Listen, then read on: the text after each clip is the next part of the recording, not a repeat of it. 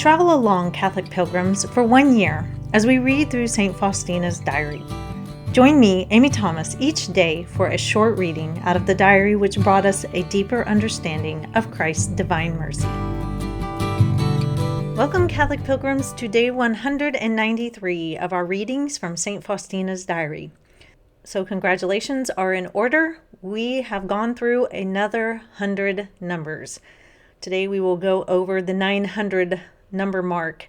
So that is cause for celebration. And now that we are getting into the 900s, we are going to be very, very close to the halfway point in our readings. I know that our halfway point for the year has already passed, and so we are now going to be getting to the halfway point in the numbers and in our readings, but it's all going to work out, don't worry. Today I'm going to do something a little different. Today in our reading, Sister Faustina is going to be talking about another sister that is lying to her. And she can tell that she's lying. She really feels like she knows that this person is lying. And so we're going to talk about lying. But what I'm going to do is I'm going to read a blog to you that I wrote about lying.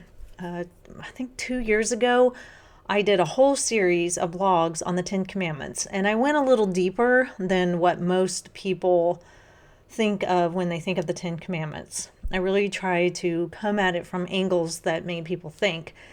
And so today when I was reading through Sister Faustina's writings and she was talking about lying, and I was like, oh, let me look through that blog again. I started looking through it and I was like, oh, I should say some of these things. And then I just decided, you know what? I'm just going to read it because I don't know how to summarize it that great.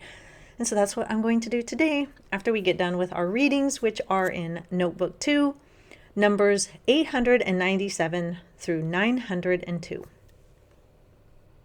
January 27th, 1937. I feel considerable improvement in my health.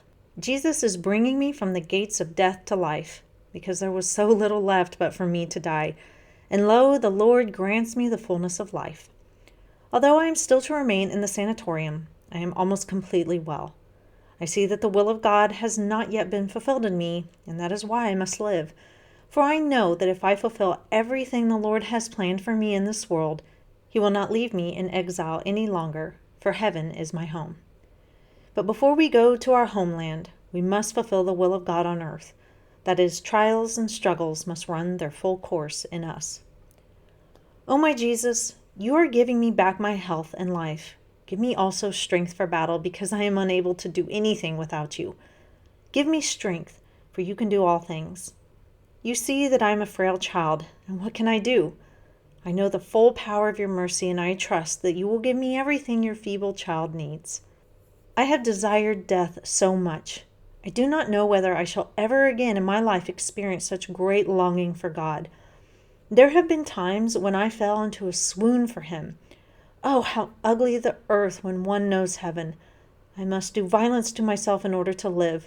O will of God, you are my nourishment. Oh, how drab and full of misunderstandings is this life.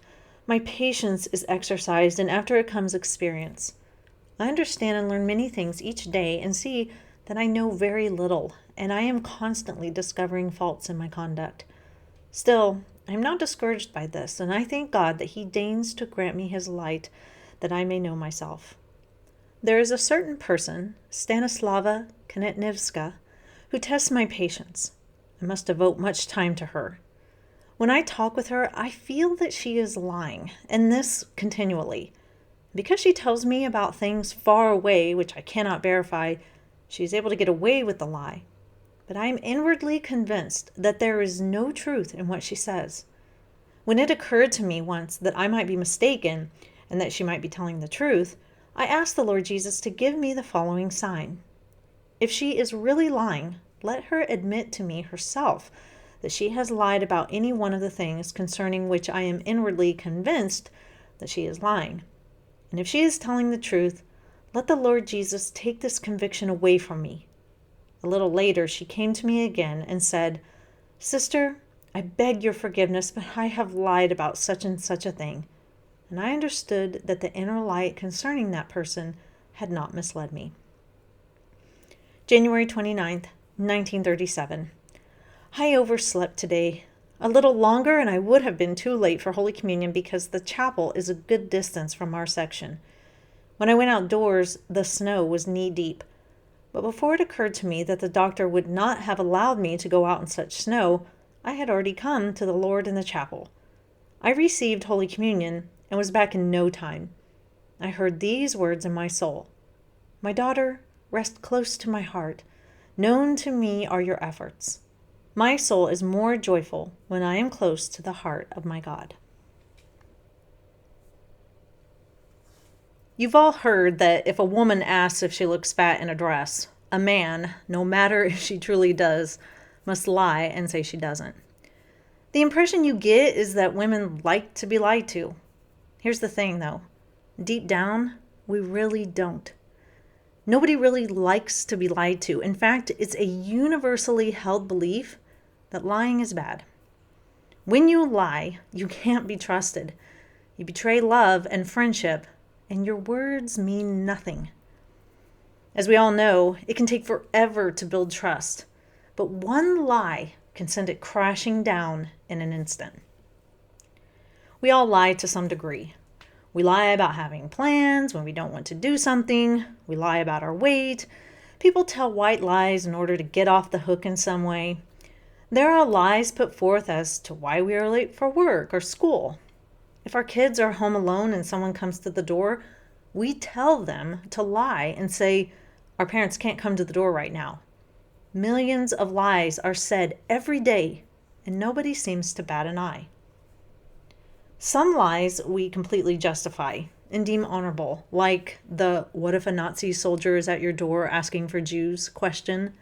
Are you going to lie? Probably. Lies that seem like they keep people safe are seen as a good thing. We see it as good because the end, saving someone, justifies the means, lying. St. Thomas Aquinas has a boatload to say on lying, which I can't go into fully here in this short podcast, but I'm going to try to lay out a few of his basic points. Number 1, lying to man is bad, but lying to God is the worst.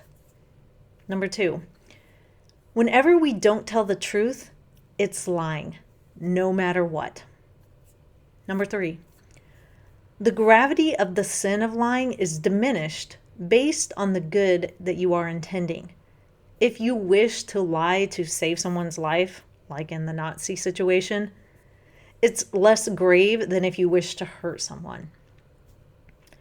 Number 4, some people lie because they have a lust for lying. It's become such a habit that they find it difficult to be truthful most of the time. This would be what we call a habitual liar. And number 5, it is lawful to hide the truth prudently by keeping it back if the person asking does not have the right to know. For example, the Nazi at your door. The 7th commandment tells us, "Thou shalt not lie." As I've shown, there is a myriad of reasons that people lie, and sometimes it's even done with a good intention in mind. We all, to some extent, wish to justify our reasonings for lying in certain circumstances. That's what we do with sin, though. We seek to justify it. Most of the time, we ourselves make the decision to lie. We think it over and use our free will to engage in a lie. As of late, though, governments around the world, and even in our popular culture, are demanding that people lie so that others may live as they want without friction. We are told to lie about biology. We are told to lie about anatomy. We are told to lie about the true definition of words. Even if you, in good conscience, decide that you can't lie, we are being told that we must or suffer serious consequences. It matters not if you speak up and say that you can't lie about a certain situation. Feelings trump truth in our day and age. Truth many times is like a great big mirror that many do not want to gaze upon. There are a million ways that we lie to ourselves and to others, all in an effort to feed our ego and our desired way of life. Many times the way we present our lives on social media is not the true picture. If someone tries to call us out when we are doing something wrong, we'd rather they just keep quiet or lie and tell us we are doing everything perfectly. We don't want people to question our lifestyle choices. We'd rather they just lie and say everything and anything is totally fine. But deep down, though, we know the lie we are asking for is wrong. By asking people to lie to us, we are, in essence, asking people not to love us. We all want to be loved. On the surface, we think that the lie we are forcing them to tell us will make us happy. But how can it really make us happy? When you force someone to do something, you know it's never done genuinely and sincerely. The words that we speak must be words of truth. Truth must always be delivered in a charitable way. I heard someone once say, "Let the truth offend the person, not the way you deliver it." If they choose not to listen, there's nothing that we can do. Sometimes, many times, it takes courage to speak the truth clearly and charitably. Let us also, though, not demand or require people to lie to us just to spare our feelings. We do not have the right to ask for that. Sometimes, many times, it takes courage to hear the truth about ourselves or our choices. It takes courage to listen and let it wash over us. It takes courage to do the hard work of changing our lives so that we don't continue to lie to ourselves about who we are and who we have become. God will never lie to us. God is truth, and therefore it is impossible for him to lie.